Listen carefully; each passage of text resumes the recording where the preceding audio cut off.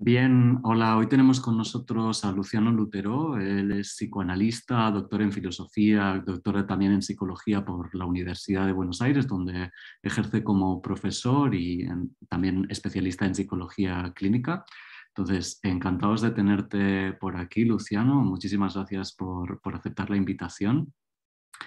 Y ya quiero entrar en materia por tema de tiempo y me gustaría poder empezar por preguntarte qué aporta la combinación de filosofía y psicoanálisis. ¿Qué crees que aporta en el trabajo de pensar el mundo y de pensar al ser humano en nuestro presente? Bueno, ante todo, muchísimas gracias, Nacho. Es un placer estar aquí conversando con vos. Haber estudiado filosofía y psicoanálisis tiene un doble juego, ¿no? Una articulación. Por un lado, la filosofía es un método, es una práctica orientada a tratar de que el pensamiento tenga la menor cantidad de supuestos, ¿no? O sea, pensar desde a contrapelo de los lugares comunes, de las ideas ya establecidas, ¿no? Digamos, hay algo un poco crítico en el pensamiento filosófico, que si no es crítico no es tal, ¿no? Y por otro lado, el psicoanálisis es una práctica, ¿no? Con una pata terapéutica importante, que creo que se nutre bien de la filosofía en el punto en el que cuando teorizamos desde el psicoanálisis corremos siempre el riesgo de estar como introduciendo prejuicios o estar traduciendo a la teoría cuestiones personales del terapeuta, ¿no? Y más bien ahí es donde creo que la filosofía es un buen trabajo de depuración de ese perfil personal que puede tener las ideas en psicoanálisis, que a veces pueden parecer justificaciones del estilo de vida del terapeuta. Y en el siglo XXI en particular, hoy en día, creo que el cruce de ambas disciplinas es sumamente importante, creo yo, sobre todo porque por un lado es importante reflexionar críticamente sobre la sociedad, pero al mismo tiempo también dentro de la práctica terapéutica el psicoanálisis tiene una teoría establecida que se produjo a principios del siglo XX, con lo cual, ¿no? Digamos, el cambio de un siglo a otro, la modificación de las consultas, el cambio en el modo de sufrimiento, ¿no? Hace que tengamos que revitalizar los conceptos y pensar una nueva teoría del psicoanálisis, no diferente en el sentido de que rompa con lo anterior, sino que también pueda prestar atención a las particularidades de esta época. Vale, entonces, por ejemplo, en Miserias hipermodernas, tú dices que el origen del sufrimiento ya no es tanto la insatisfacción, que entiendo que en esta idea es lo que estás hablando ahora de, entiendo, actualizar el psicoanálisis, y hablas que más bien el origen del sufrimiento sería nuestra idea o nuestro ideal de autosuficiencia, nuestro aislamiento o la dificultad de establecer los vínculos.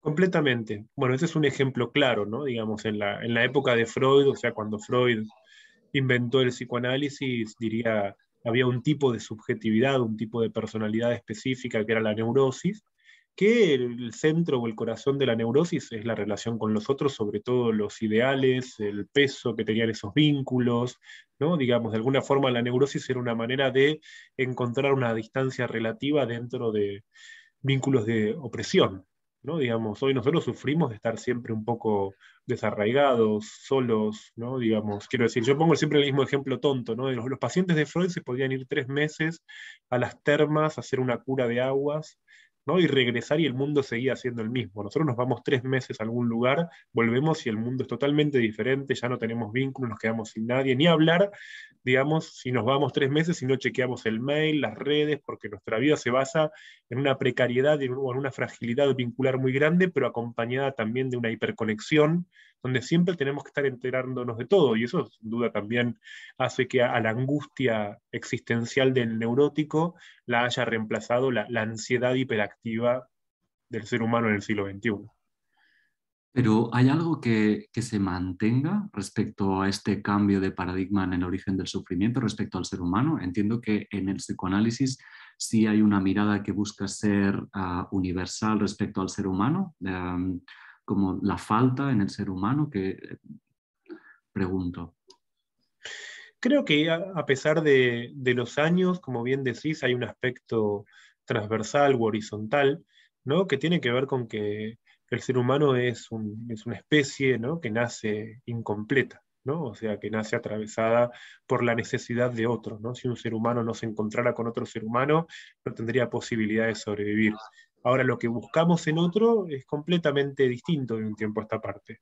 Yo creo que una cosa es pensar que el vínculo sea o un vínculo sea un sostén, un soporte, que implique un código, un pacto, que implique la construcción simbólica de una realidad. Y otra cosa es el vínculo más ansioso, reducido a la satisfacción, a la gratificación, a lo que espero que el otro me dé y no me da, al miedo a que se vaya, ¿no? O sea, son variaciones muy, muy grandes. Yo creo que pasamos de una época en la cual los vínculos estaban relativamente asegurados o eran estables a una época de precariedad o de fragilidad vincular, de donde hoy siempre, ¿no? Digamos, no sabemos cuánto va a durar lo que va a durar. De hecho, lo vemos en muchísimas publicaciones. Yo diría que si hay una especie de hit de pregunta habitual en lo que tiene que ver con la cuestión de pareja, es cómo se hace para que una relación dure. Nosotros estamos preocupados por la duración, ¿no? Pasamos de la época en la cual el matrimonio era para toda la vida a una época en la cual nuestros vínculos afectivos nunca sabemos cuánto van a durar.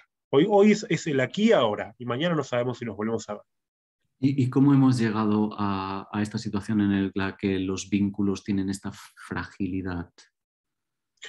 Creo que hubo cambios históricos muy importantes, ¿no? Digamos, quiero decir, a nivel macro o en un nivel más amplio, ¿no? Tenemos las modificaciones sin duda del capitalismo de producción al capitalismo financiero actual, mucho más fluido, líquido, como también se lo llama, ¿no? Digamos, con cierta movilización o destrucción incluso de algunas identidades colectivas muy fuertes, por ejemplo, la identidad de los trabajadores, en el sentido de que alguien sintiera que tenía una identidad forjada y que, por ejemplo, alguien se pensara proyectivamente, o sea, en el horizonte de tiempo, realizando algo que creía que era constructivo, o sea, que aportaba, ¿no? Por ejemplo, alguien decía, yo soy un trabajador ferroviario, lo voy a hacer durante toda mi vida y ese es mi rol en esta sociedad porque aporto, ¿no? Desde, por ejemplo, manejar un tren. Nosotros hoy en día podemos hacer una cosa, podemos hacer otra, somos capital, ¿no? Como se dice a veces, somos fuerza de trabajo abstracta que, digamos, hoy está acá, hoy está allá, mañana nos dedicamos a una cosa, pasado a otra, ¿no? Somos hoy eso, lo que se llama hoy en día capital humano, ¿no? Digamos, donde ya no es un capital, el capital humano que implica un reconocimiento de la singularidad, de la identidad. Por eso nuestras identidades se volvieron mucho más frágiles. Y desde el punto de vista psíquico, ¿no? Desde el punto de vista mental, ¿no? Donde, por decirlo así, socialmente no encontramos una estabilidad para nuestra identidad, mentalmente reforzamos nuestras características narcisistas. Entonces, ¿no? Digamos, ahí es que surgieron de un tiempo a esta parte las ideas relativas a quererse a uno mismo, priorizarse a uno mismo, ¿no? Digamos, un narcisismo que curiosamente tiene poco de egoísta, porque más bien el egoísta es una persona que muchas veces tiene conductas que son constructivas. El ser narcisista no es lo mismo que ser egoísta, ¿no? Ser egoísta implica una crisis y una debilidad muy fuerte interna, ¿no? Digamos, tiene que ver con un problema de autoestima incluso. ¿No? Que necesita estar todo el tiempo haciendo cosas para validarse a sí mismo, para sentir que importa. Y por supuesto, cuando uno está tan encima de uno mismo, ¿no? Digamos, tiene poco margen para compartir. Y entonces podríamos entender el narcisismo como una estrategia compensatoria para sostener esta falta de seguridad en la identidad o esta liquidez en la identidad. Absolutamente, absolutamente. Donde en otro tiempo la realización personal estaba mucho más en la línea de un deseo, de llevar adelante un deseo y encontrarse con las consecuencias de un deseo, hoy en día estamos más interesados en mostrarnos como deseantes, hacernos reconocer como deseantes, obtener un valor del deseo, pero no del acto que realiza el deseo, sino del deseo mostrado, ¿no? Como ocurre muchas veces en las redes sociales, donde por lo general mostramos poses, gestos, nos hacemos reconocer por deseos que quizás nunca realizamos, ¿no? Y eso, por supuesto, implica al mismo tiempo que la disponibilidad para los vínculos es mucho menor. Creo que por eso, sobre todo en el plano amoroso, es que por lo general hoy en día escuchamos a muchísimas personas que tienen ganas de conocer a alguien, de estar con alguien, pero después cuando se encuentran con los problemas concretos del vínculo, no saben qué hacer. De hecho, ese es un clásico de la consulta en la psicoterapia de pareja, ¿no? Pasamos de una época donde se consultaba, ¿no? Digamos, por la pareja de ya consolidada, que llevaba mucho tiempo junta, ¿no? Y decían, bueno, ¿cómo hacemos para seguir a lo que ocurre hoy en día cuando más bien sufrimos porque no sabemos cómo empezar? Nos cuesta el inicio de los vínculos, ¿no? Empezar a conocernos, no tener miedo, no salir corriendo, ¿no? Digamos, no entrar en pánico frente al amor, ¿no? Digamos, tenemos mucho miedo al amor hoy en día, ¿no? Ya no vivimos el amor solamente desde el punto de vista de la ilusión de un encuentro, sino que hoy en día el amor se volvió una experiencia de suma vulnerabilidad. Claro, porque si entonces estamos relacionándonos, vinculándonos a través de nuestro narcisismo, no dejamos de jugar con imágenes. Y entiendo que esas imágenes o esas ideas son más precarias o digamos, no tienen nada que ver con la realidad, con lo que las situaciones de frustración son mucho mayores. Y la realidad siempre es decepcionante, ¿no? Digamos, la realidad es decepcionante porque le impone un límite a nuestras expectativas, pero también es cierto que si no estuviera esa decepción no podríamos construir nada con otro. Todo sería una proyección de nuestra fantasía. De hecho, en los vínculos eso es muy importante, pasar por una instancia de desilusión que permita un encuentro más real con el otro y que efectivamente, como muchas veces ocurre en algunas parejas, ¿no? Digamos, el primer momento es de enamoramiento, claramente, como se dice, el amor es ciego, pero digamos, hay una tensión que permite que esa ilusión caiga y dos personas efectivamente se puedan elegir. Y al elegirse una a la otra, ahí empieza propiamente hablando la pareja amorosa.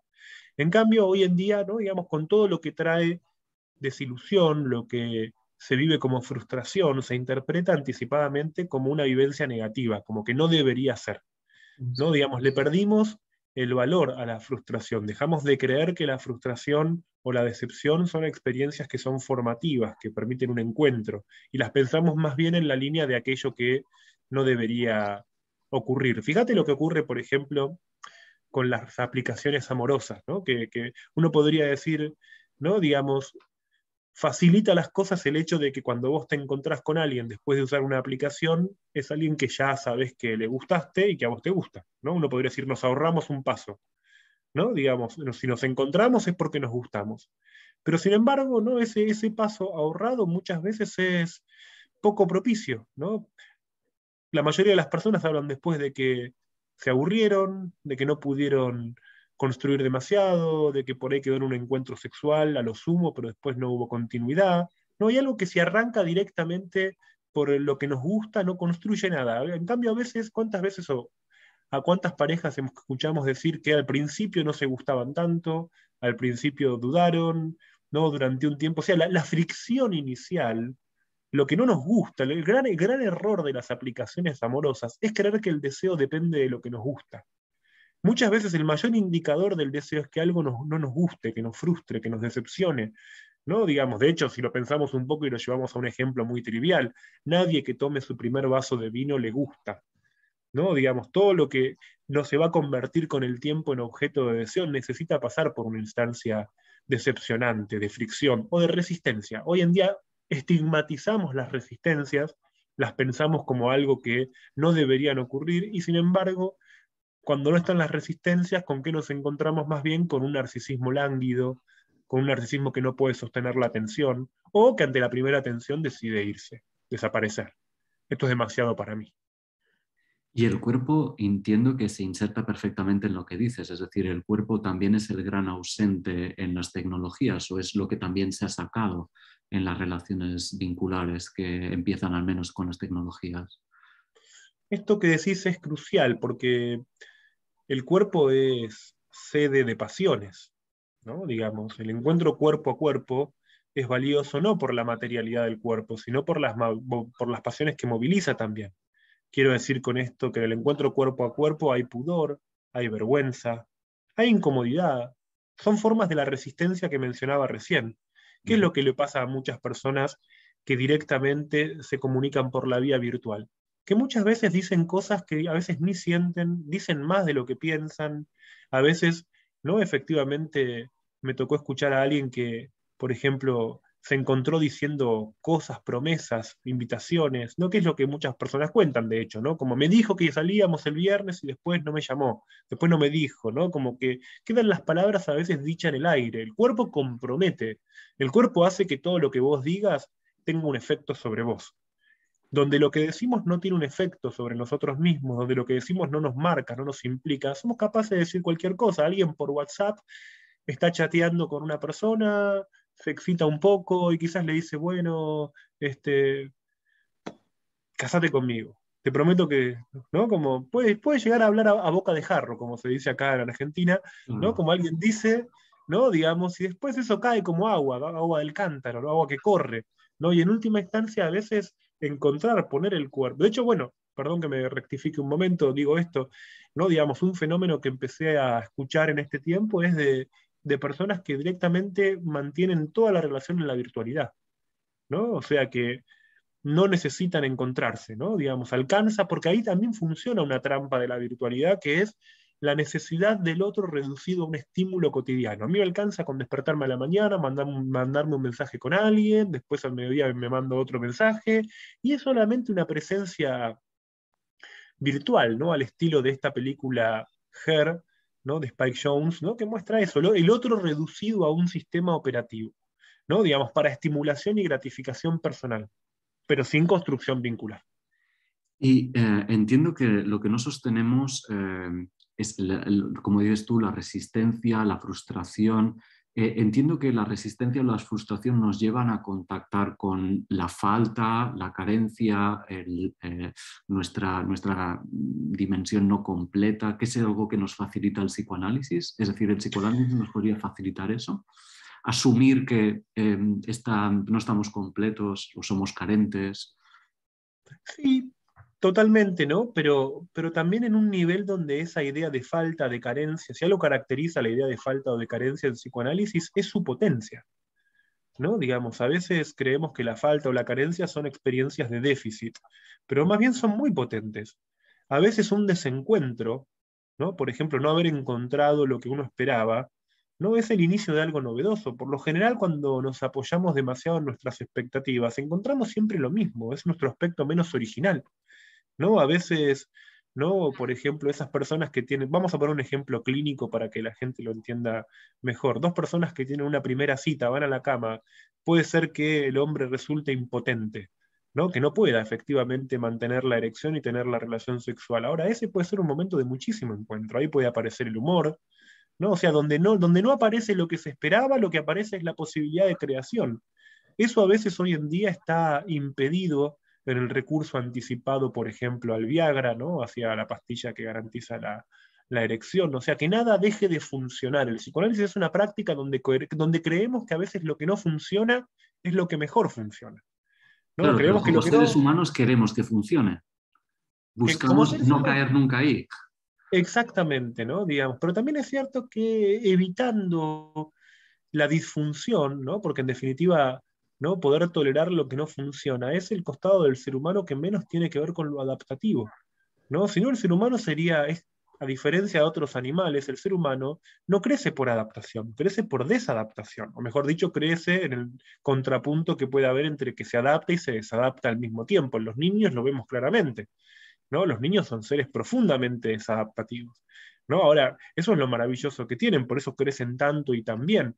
Es cierto que de un tiempo a esta parte las expectativas de adaptación sobre los niños son tan grandes, ¿no? Que así están también muchos de ellos, pobrecitos, ¿no? Digamos que rápidamente, desde muy pequeños, entran en vías de medicalización, en vías de tratamientos que son a veces como puramente funcionalistas, ¿no? Digamos, se pierde lo más propio y más libre de la infancia, que es el juego. Vale, claro, ahora ya me coges de aquí un caramelito de entrar en temas de crianza y en nuestro miedo a la disciplina, y cómo quizás la crianza respetuosa la podemos tener mal interpretada. No quiero meterme aquí, voy a dejar esto de toma, porque quería a ver si pudieras desarrollar un poco por qué el fin de las masculinidades. Si, empecemos por ahí. ¿Por qué el fin de las masculinidades? Ese es el título de un libro que escribí hace Sí. 2 años, ¿no? Que hoy se complementa con un libro que salió hace poquito que se llama Adiós al matrimonio. Ambos tienen esos títulos agónicos, ¿no? Y que muestran más bien que tanto la masculinidad como el matrimonio eran instituciones simbólicas muy fuertes, ¿no? Digamos, o sea, prescribían ciertas conductas, que hoy en día no está tan claro, ¿no? Quiero decir, conocemos la frase de Simone de Beauvoir de que mujer no se nace, sino que mujer una se hace. No, bueno, con la masculinidad pasa algo parecido, ¿no? La masculinidad no fue nunca algo dado, sino que hubo siempre ritos, hubo, bueno, prescripción de conductas, en definitiva, que hoy en día están en crisis. Y yo creo que podemos plantear una distinción entre lo que es la revisión de ciertos modelos hegemónicos de masculinidad, principalmente machistas, pero eso no necesariamente va de la mano de que se pierda la virilidad. Yo creo que hoy en día, ¿no? Digamos, hay una crisis de la virilidad y que se refleja en que, por ejemplo, muchos actos propiamente masculinos perdieron sentido, ¿no? Digamos, fundamentalmente me refiero a actos que además incluso eran importantes socialmente. Por ejemplo, la transmisión entre varones de cierta generación, ¿no? O sea, que un varón se retirara y le dejara el lugar a otro varón de acuerdo con la edad, que fuese propiciatoria de la juventud. También respecto de la vergüenza en relación a la potencia, ¿no? Digamos, en el sentido de que, ¿no? Digamos, un varón tiene que ser consciente, ¿no? Digamos, del uso de su fuerza y eventualmente tiene que poder avergonzarse de sus exabruptos, ¿no? Digamos, algo que, ¿no? Digamos, hoy en día muchas veces está perdido, lo vemos hoy en día cuando, por ejemplo, pongamos un principio de virilidad básico, ¿no? Digamos, obviamente que no hay nada amable en dos varones que se pelean, ¿no? Pero tengamos en cuenta que en la sociedad clásica los varones tenían lugares específicos para pelearse, ¿no? O sea, tenían que hacerlo, digamos, protegiendo a los demás. Por eso se retiraban a un baldío, a una zona, ¿no? Digamos, había campos de batalla incluso, ¿no? Digamos, hoy en día la crisis de la virilidad hace que cualquier espacio sea violentable por los varones. O sea, yo creo que hay que poder separar ahí entre lo que era la masculinidad hegemónica, machista, no creer que virilidad es igual que machismo, y al mismo tiempo pensar cómo una crisis de la virilidad explica cierta explosión de violencia por parte de hombres hoy en día. Porque un hombre sin virilidad está mucho más expuesto a la violencia, a ser violento, ¿no? Que otro. En el sentido de que justamente su agresión no está ligada, no está articulada a ritos, a conductas, es algo que puede irrumpir en cualquier momento, ¿no? Sin ir más lejos, la semana pasada estuve en México, ¿no? Y en un estadio de fútbol de la ciudad de Querétaro, ¿no? Una gran batahola donde, ¿no? Digamos, cuando los varones empiezan a pelearse, le pegan a todos, a lo que aparezca, ¿no? Digamos, en ese sentido, ¿no? A eso me refiero, con que la violencia, ¿no? Digamos, podemos decirlo así, la crítica del machismo, la crisis del machismo, ¿no? Digamos, es una cosa. Y sin duda la revisión del machismo es muy importante, pero seguir pensando en la formación de los varones dentro de instituciones viriles también es importante, porque un varón sin ese criterio, ¿no? Digamos, es peligroso. Pero entonces estás diciendo que la agresividad no la sabemos gestionar si no hay unas pautas a través de las que, o sea, ligas la virilidad con nuestra capacidad, con la capacidad de los hombres de agresividad, y luego estás diciendo que hace falta como pautas para saber encauzar eso. Completamente, sí. Sí, de hecho, no es todo, no es el conjunto del tema, ¿no? Digamos, pero sin duda la virilidad tiene que ver en última instancia con el uso de la fuerza en algún nivel, ¿no? Digamos, no es lo único que importa, ¿no? Me refería para pensar un fenómeno tan común como el de la violencia, ¿no? Pero si me remito solamente a ese tema puntual, en el libro yo ubico distintos niveles de la virilidad, ¿no? Pero digamos, Freud lo decía esto de esta manera, ¿no? Freud hablaba de lo que llamaba una pulsión de apoderamiento dentro de la realización viril del niño. A mí me parece que es una muy buena idea. Es cierto, los varones tienen una tendencia, y no solo por patrones culturales, ¿no? Digamos, tienen una tendencia a la utilización de la fuerza, ¿no? Digamos, ahora, si esa fuerza no está, que es una fuerza que se puede sublimar, por ejemplo, ¿no? Digamos, el buen uso de la fuerza con el tiempo puede llevar a que alguien sea capaz de discutir. Ahora, discutir no es lo mismo que insultar, Ujú. ¿no? Digamos, nosotros perdimos, y fíjate que era una virtud pública ser alguien capaz de discutir, ¿no? Digamos, dentro de la realización pública del varón estaba su lugar de ciudadano como alguien capaz de debatir con otro sobre los asuntos de la ciudad, ¿no? Digamos, hoy en día dos personas tienen un desaguisado en la calle y terminan a las piñas. No pueden resolver, no pueden discutir, no podemos discutir una idea, ¿no? Digamos, porque rápidamente se construye al otro como adversario, rápidamente se construye al otro. Ese es un uso, eso es uno de los efectos de la crisis de la virilidad, ¿no? Digamos, el respeto, ¿no? Era también otro. Hay un libro muy bueno del sociólogo Richard Sennett que se llama El respeto, justamente, ¿no? Que eran valores viriles, ¿no? Digamos, otra institución viril, el duelo. El duelo es el equivalente de lo que es la discusión, pero podría ser un duelo físico, ¿no? Digamos, ¿qué quiere decir un duelo como institución si pensamos, por ejemplo, en una novela como la de Joseph Conrad? ¿No? Digamos, dos varones se baten a duelo, pero eso implica cierto código.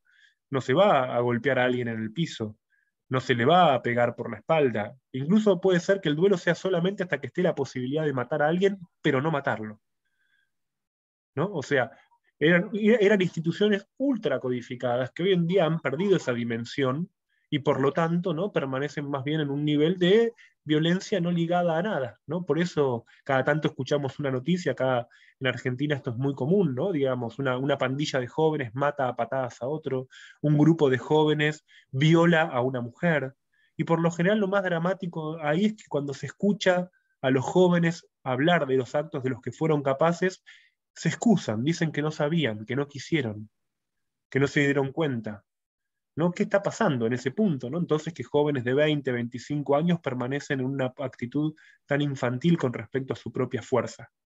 Es un tema que para mí, bueno, un poco motivó también tratar, al escribir estos libros, de pensar un poco cómo vienen siendo las instituciones o las formas en que se crían los varones, sobre todo hoy en día, porque, ¿no? Digamos, vemos que desde cierto punto de vista discursivo, ¿no? Digamos, estamos mucho más dispuestos a reconocer que hay que reconstruir la masculinidad hegemónica, pero en los hechos, en lo concreto, nos encontramos con varones cada vez más violentos. Bien, por cuestión de tema, de tiempo, déjame abrir la última temática, que sería ya los modos de crianza, porque es otra de las temáticas que tú vas desarrollando en tu obra. Y me gustaría simplemente centrarlo tú hablas del miedo a la disciplina que tenemos respecto a la crianza. Y a la vez, al menos aquí en España, está muy de moda la crianza respetuosa. No sé si la crianza respetuosa tiene entendido o bien entendido la disciplina. Yo creo que hay distintas formas de entender qué es la crianza respetuosa, ¿no? Yo, al menos desde mi punto de vista, creo que, ¿no? Digamos, sin duda, un método respetuoso de crianza no es autoritario, lo cual no quiere decir que no haya ninguna disciplina, ¿no? Digamos, los niños tienen necesidad, no solo de gratificación, ¿no? Porque creemos que a veces pensar al niño en función de sus necesidades es suponer a un niño al que solo hay que darle cosas, ¿no? Digamos, el niño como objeto de necesidades muchas veces es descuidado como sujeto, ¿no? Se lo pone en el lugar de un objeto de necesidad y se deja de pensar su crecimiento y desarrollo como sujeto activo de crecimiento. Y a veces efectivamente encontramos fantasías que son muy típicas de la infancia que muestran la necesidad de algún tipo de autoridad. Un niño tiene que poder respetar la autoridad de sus padres, ¿no? Digamos, una de las dimensiones de la disciplina es la autoridad, ¿no? Digamos, pensemos en lo que le ocurre a muchos niños muy pequeños o que hoy en día ingresan a la escolaridad y tienen severos problemas para respetar la autoridad, ¿no? No pueden respetar la autoridad de la maestra o del docente porque tampoco respetan la autoridad de sus padres. Ahora, la autoridad es una de las formas que toma el amor en la crianza, ¿no? Digamos, y eso implica atravesar fantasías típicas, ¿no? Como el miedo a que los padres se enojen, ¿no? Que son miedos muy comunes, ¿no? Digamos, al mismo tiempo que el miedo a que el padre se enoje, el miedo a la pérdida de amor, ¿no? Digamos, son constructivas. Yo creo que los padres de hoy en día, para ser sucinto, ¿no? Digamos, tienen demasiado anhelo de ser amado por sus hijos, ¿no? Entonces, cuando uno como padre tiene mucho anhelo de ser amado por su hijo, ¿no? Puede ser que descuide su función parental. Yo siempre digo, no, no somos padres para ser amados. Somos padres para criar y acompañar a nuestros hijos para que puedan dejarnos y para que efectivamente puedan ser niños que el día de mañana se conviertan en adultos responsables, cuidadosos y que eventualmente puedan tener una inserción comunitaria. Si uno cría a sus hijos para ser amados, los va a retener, los va a conservar para sí y los va a poner mucho peor todavía, ¿no? En una instancia de validación de la propia parentalidad. Yo recuerdo esa frase que circulaba en las redes sociales hace un tiempo que decía, ¿no? Digamos, invitaba a que cada quien fuera el padre que le gustaría tener, que le hubiera gustado tener, ¿no? Decía, sé el padre o sé la madre que te hubiera gustado tener. Y yo creo que eso es todo lo contrario de esa idea. Uno tiene que ser el padre o la madre de su hijo, no del padre que a uno le hubiera gustado tener, porque si no va a pensar la relación con su hijo como reparadora de la propia infancia y le va a dar a su hijo un lugar de juez para juzgarlo a uno como padre, ¿no? Y en última instancia ese es un poder que para un niño puede ser sumamente enloquecedor. ¿No? Yo creo que la relación con los hijos puede tender a la igualdad, puede ser igualitaria proyectivamente, pero nunca va a ser simétrica. Y los adultos tenemos que poder soportar esa disimetría. Hoy en día me parece que cuando entendemos a veces la crianza respetuosa en términos solamente de gratificación es como si estuviéramos viendo solamente una parte de la película. Y me parece interesantísimo esa manera de entender el amor como la posibilidad de ofrecer el trascender el vínculo, ¿no?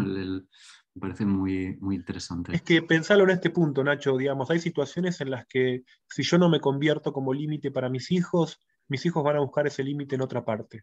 Y a veces es preferible que lo encuentren confrontando conmigo, que puedo instrumentalmente ocupar ese rol de autoridad, a que lo encuentren quizás en un accidente, que lo encuentren quizás con otra persona, que lo encuentren afuera.